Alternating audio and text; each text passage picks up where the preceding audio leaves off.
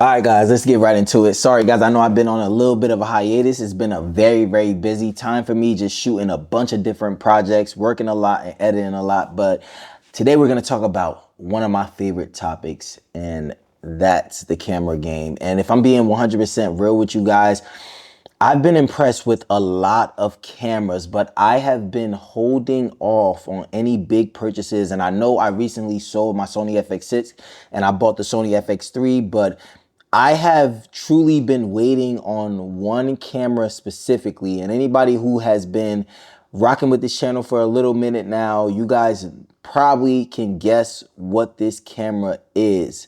But I've been waiting for the Sony A7 V to drop before I make any decision on where I want to go as far as my next camera. So in this video, I'm going to talk to you guys a little bit more about what made the Sony A7 IV so special to begin with, and why I feel like the Sony A7 V, if done correctly, can completely change the game, and why I've basically been holding off. But with that being said, let's get right into the video. All right, y'all, if you like content like this, make sure you like and subscribe to your boy. Quick tip, I'm on the way to being monetized. Just a few more watch hours, so if you're watching this video, make sure you stay tuned to the end. Love y'all, and let's get right into the video. All right, anybody who knows this channel, you guys know I'm not crazy on specs, but just to throw out some of the specs that the Sony A7 IV had and what made it so special coming out. Again, it had that 33 megapixel CMOS sensor. It had 10-bit 4K. It had real eye autofocus. The ergonomics was amazing. It's the same ergonomics as the Sony A7S III and a lot of the Sony A7 series that came before it. The camera was absolutely amazing. Some of my favorite things about this camera was that there wasn't any major compromise between photography and videography. And I'm someone who sits kind of in the middle. I do a lot of photography projects. I also do a lot of film projects. I consider myself a filmmaker, but I'm also a photographer too. I love to take photos. I love to do photography.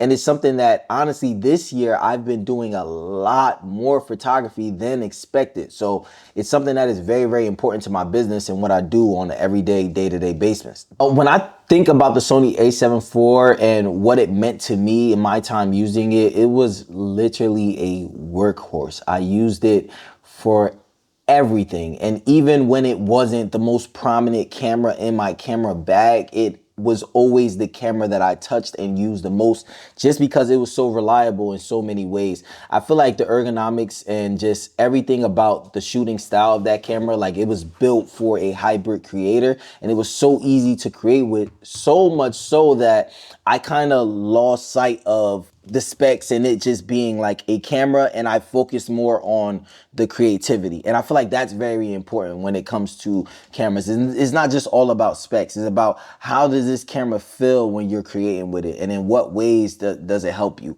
Like, for example, a lot of people don't use this because the Sony FX3 doesn't have it and the Sony FX30 doesn't have it.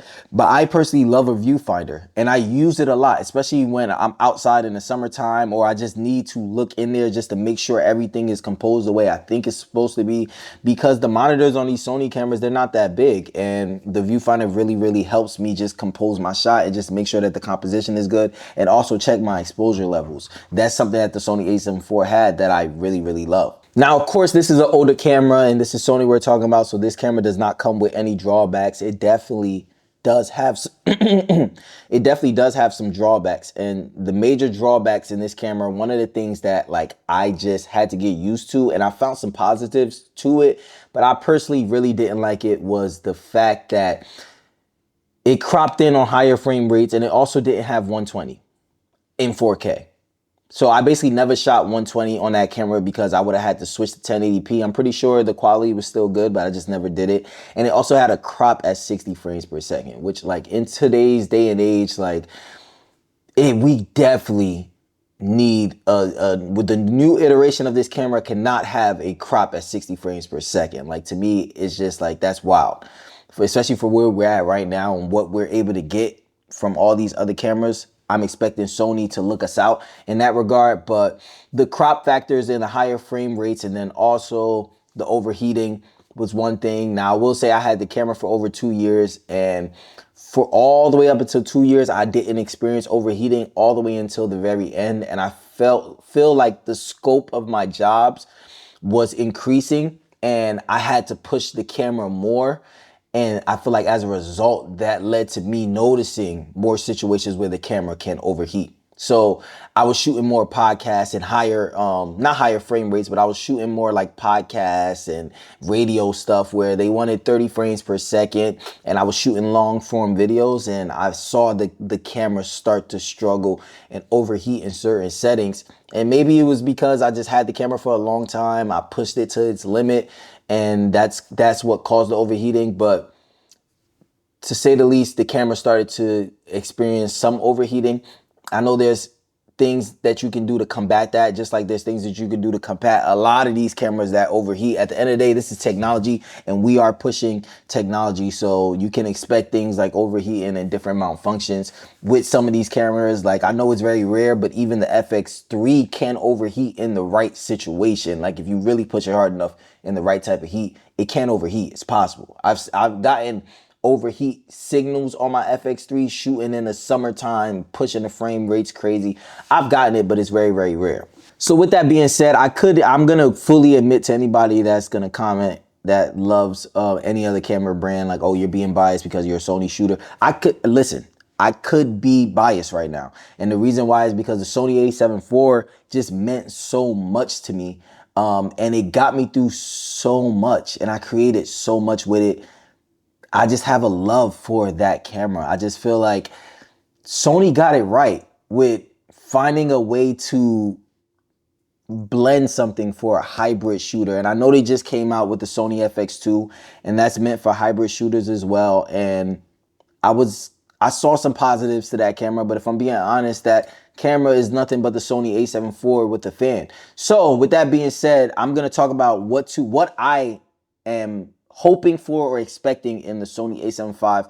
And I know there's a lot of release videos throwing out specs that's going to come. And I've never been for that. I'm not going to sit here and act like I know the specs. I'm just going to guesstimate like what would I want in a upgraded Sony A7 IV, right?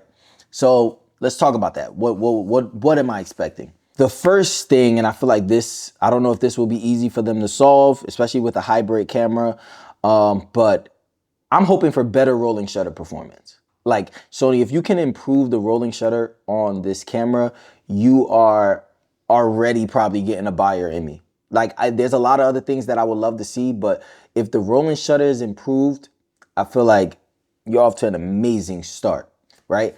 Something else I would love to see is improved autofocus. Now, at the end of the day, the Sony A7 IV has amazing autofocus, so I'm not going to lose my mind if the autofocus is not drastically different, but we know this to be Sony cameras. Whenever Sony comes out with a new camera, they find a way to tweak that autofocus. And with all this AI stuff, and the Sony A7C or whatever, those cameras, they have improved autofocus.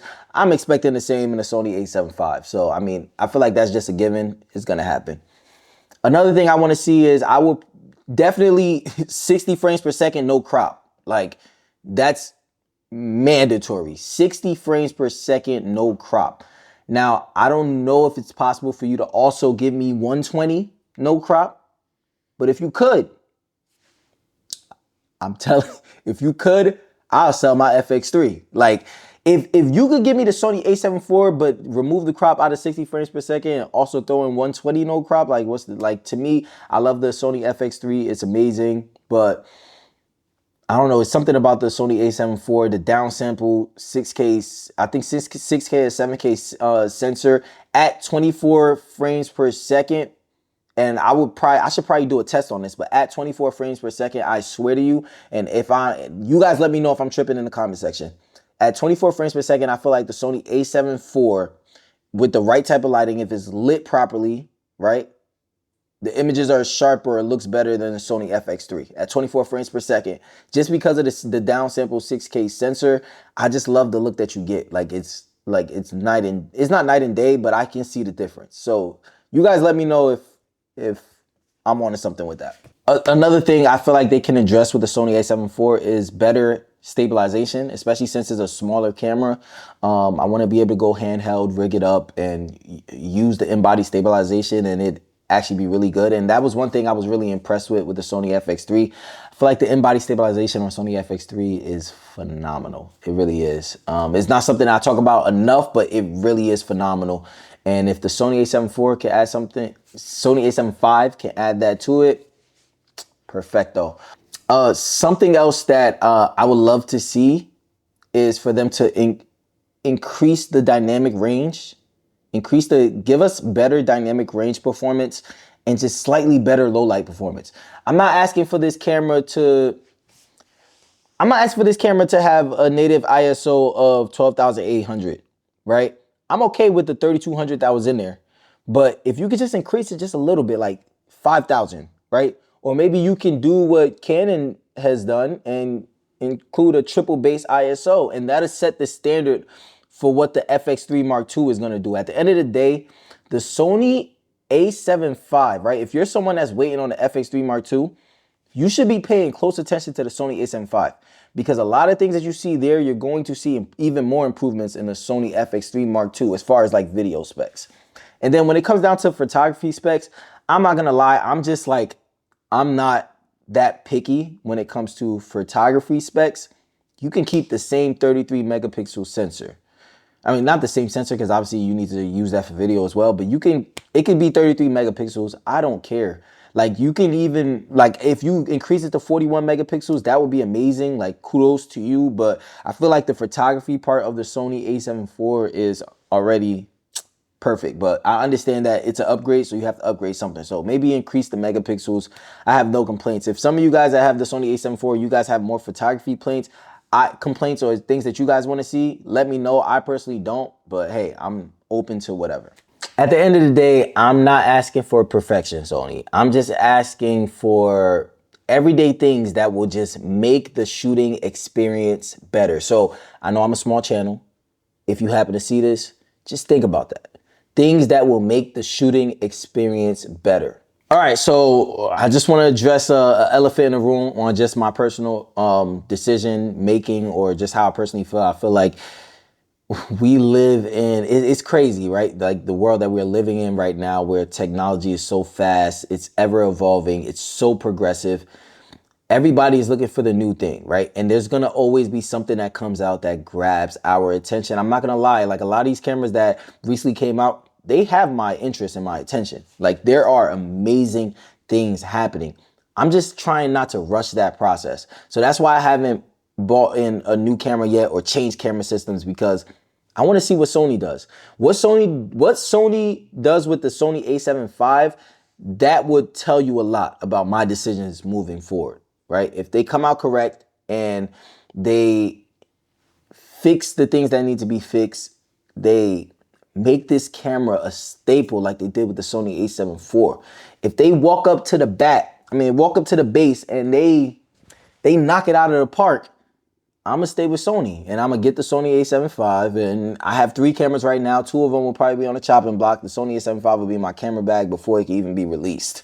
All right, that's how much I love that camera. Like, but at the same time, I feel like with the scope of work that I do and with things changing, it's like filmmaking has changed for me. I'm not just only shooting videos. I do a lot of photography now as well. I've been getting a lot of people contact me for photography stuff. And then also in my personal life, I love to do my own personal photography, just street photography, different things like that, just as a voice, an outlet, right? And then as far as like videos, I do a lot of weddings. I do a lot of documentary style stuff and commercial stuff. I'm a Swiss Army knife. I don't have like a 100% lane that is like, I just shoot product videos and that's it.